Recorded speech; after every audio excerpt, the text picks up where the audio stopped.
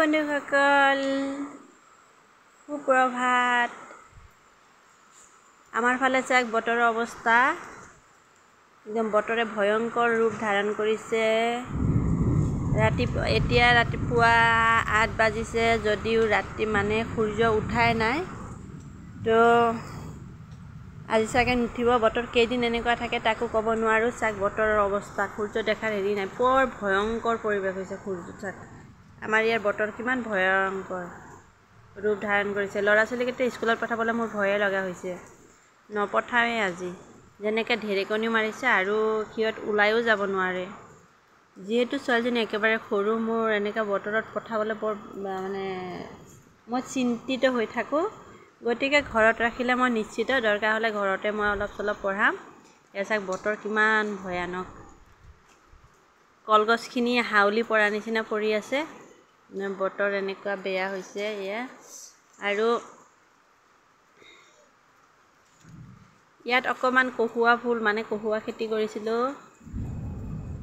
যিহেতু কহুৱা ফুল আমাৰ ইয়াত নাই, গতিকে ইয়াতে গছ আনি ৰোৱা হৈছিল। এয়া চাওক কহুৱাখিনি একদম লিৰিলি বিৰিলি হৈ গৈছে পানী পৰি পেলাই। ফুলখিনি ইমান ধুনীয়াকৈ ফুলিছিলে, কিন্তু এতিয়া লিৰিলি বিৰিলি হৈ গৈছে।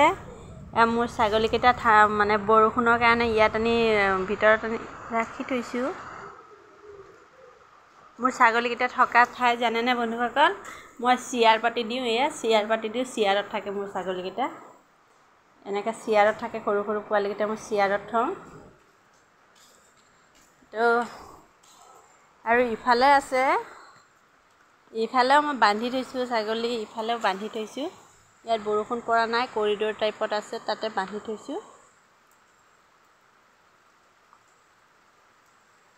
উপায় নোহোৱা হৈছে বতৰ। এইবছৰ অৱশ্যে বাৰিষা আমাৰ ইয়াত এনেকৈ পৰাই নাছিলে, আজি ফাৰ্ষ্ট পৰা যেন লাগিছে। আৰু মানে বাৰিষা এইবছৰ ইয়াত এনেকৈ বতৰ বেয়া হোৱা নাছিলে। আহে বৰষুণ অলপ অলপ আহে, হয়তো ৰাতি আহে নহ'বা দিনত আহে, কিন্তু আজি বতৰটো বৰ বেয়া কৰিছে। কেইদিন থাকিব হয়তো ঠিক নাই। এইবছৰ বাৰিষা বাৰিষা যেন লগাই নাছিলে, কিন্তু আজিহে ফাৰ্ষ্ট লাগিছে।